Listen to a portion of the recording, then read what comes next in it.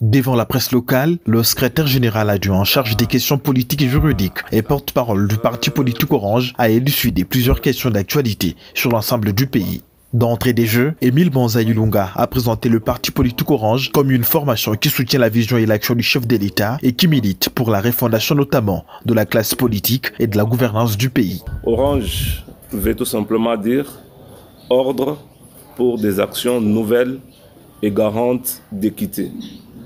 Et donc, notre philosophie qui est fondée sur le refondisme qui n'est tout autre chose que la refondation de tout ce que nous avons fait déjà jusqu'ici qui n'a pas été bien fait.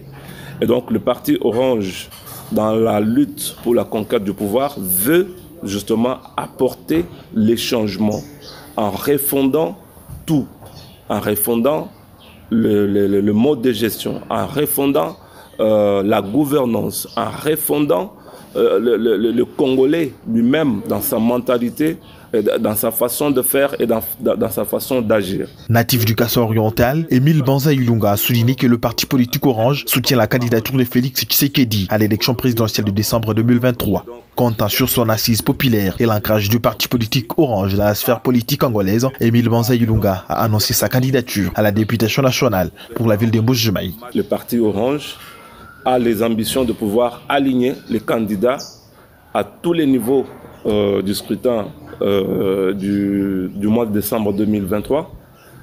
Et au cours de ce scrutin, nous allons soutenir pour les scrutins présidentiels la candidature du président Félix Antoine Tshisekedi Tshilombo. Et pour la députation nationale, pour la ville-province de Mbuji-Mayi, je serai candidat avec d'autres membres encore que nous allons pouvoir désigner. Parlant du processus d'identification des électeurs, le secrétaire général adjoint du parti politique Orange a salué la performance réalisée jusque-là par la CENI. Émile Banza Ilunga a appelé la population du Kasaï oriental à se faire enrôler massivement pour permettre au chef de l'État d'avoir une majorité confortable à l'Assemblée nationale. J'ai vu quand même que les gens s'étaient enrôlés massivement. Et donc, comme nous étions dans la partie prorogation, il y a des gens qui continuent à se faire enrôler aujourd'hui.